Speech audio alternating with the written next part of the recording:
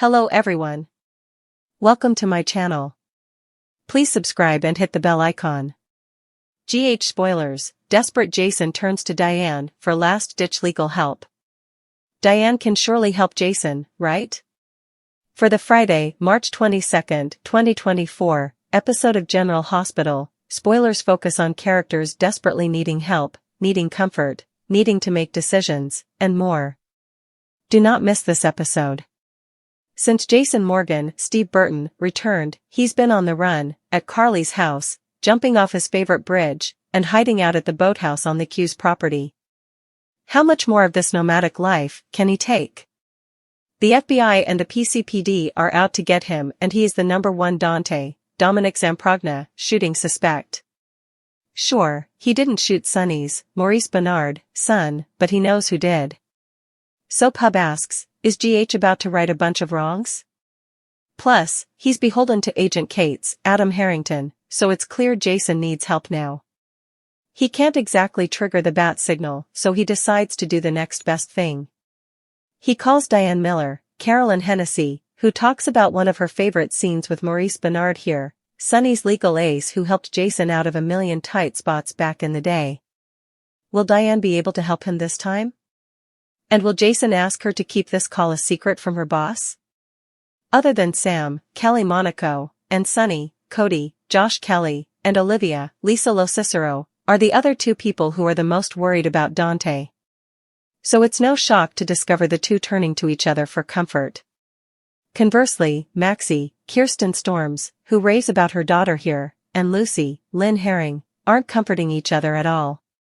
They're actually confronting each other. Maxie calls Lucy out for another one of Lucy's misdeeds.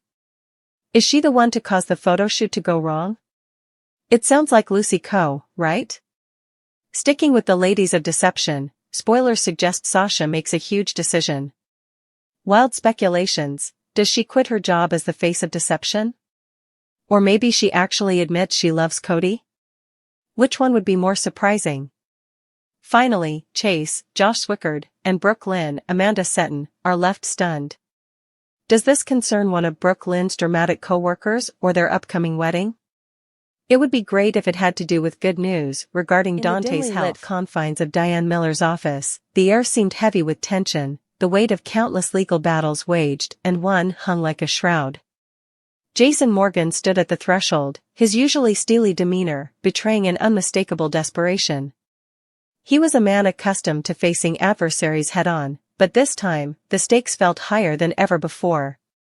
Diane, a formidable force in her own right, glanced up from her desk, her sharp gaze catching Jason's troubled expression. She noted the clenched jaw, the furrowed brow, signs of a man pushed to the brink. Rising from her seat, she approached him with a mix of curiosity and concern. "Jason, what brings you here?" Her voice was calm, a soothing balm to his frayed nerves. Jason hesitated, the weight of his words heavy on his tongue. He had always prided himself on handling his problems independently, relying on his instincts and his fists to navigate the treacherous waters of Port Charles. But this time, the walls were closing in, and he needed help, legal help. I need your expertise, Diane, he admitted, his voice gravelly with emotion. I'm in a situation, and I don't know how to get out of it. Diane studied him for a moment, her keen legal mind already piecing together the puzzle of his distress. Jason Morgan, the enforcer-turned-businessman, rarely found himself entangled in legal matters he couldn't handle. Whatever had brought him to her doorstep must be serious indeed. "Sit down, Jason," she said, gesturing to the plush armchair in front of her desk. "Tell me everything." And so, in the confines of her office, Jason unraveled the tangled web of deceit and betrayal that had ensnared him. He spoke of enemies old and new, of alliances forged and broken, of a life hanging in the balance. With each word, Diane's expression shifted from curiosity to understanding, her mind already racing with potential strategies and legal maneuvers. As Jason recounted the events that had led him to this precipice, Diane's legal instincts kicked into high gear. She listened intently, absorbing every detail, every nuance of his story. It was clear that he was facing an uphill battle, but Diane had never been one to shy away from a challenge. "Jason, I won't lie to you," she said finally, her voice measured but resolute. "Your situation is dire. But that doesn't mean it's hopeless. With the right legal strategy, we might be able to turn the tide in your favor." Jason nodded, a glimmer of hope flickering in his stormy eyes. For the first time since he had walked through her door, he allowed himself to believe that there might be a way out of the darkness closing in around him. Over the following days, Jason and Diane worked tirelessly, poring over legal documents, strategizing late into the night. They were a formidable team, each bringing their own unique skills to the table. Jason's street smarts and instincts complemented Diane's legal expertise, creating a synergy that was greater than the sum of its parts. Together, they navigated the complex labyrinth of the legal system, facing down adversaries both inside and outside the courtroom. They encountered roadblocks and setbacks, moments of doubt and frustration. But through it all, they remained steadfast in their determination to see justice done. As the trial date loomed closer, tensions reached a fever pitch. The courtroom buzzed with anticipation, the air heavy with the weight of what was at stake.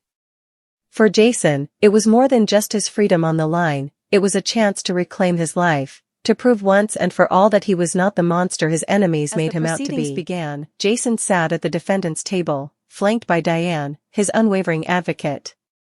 The prosecution laid out their case with all the fervor of a predator closing in on its prey, but Diane was ready.